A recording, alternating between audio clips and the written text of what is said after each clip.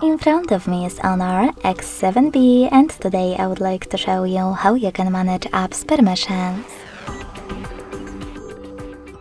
Begin by opening Settings and scrolling down to access Privacy.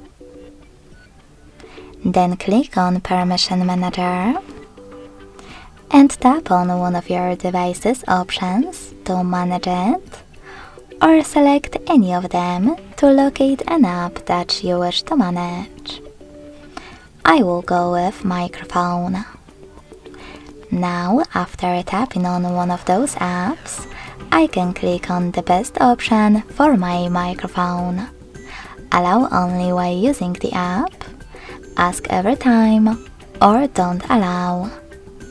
I want to pick the first one, so when I tap and go back, I can set Chrome just gained access to this device's microphone if I'm using it.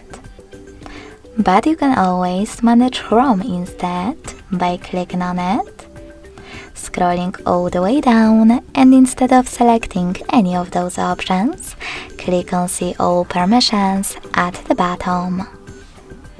Now you can manage all of those options only for chosen app the same way. Thanks so much for watching. If you enjoyed this video, don't forget to leave a like, comment and subscribe. Bye!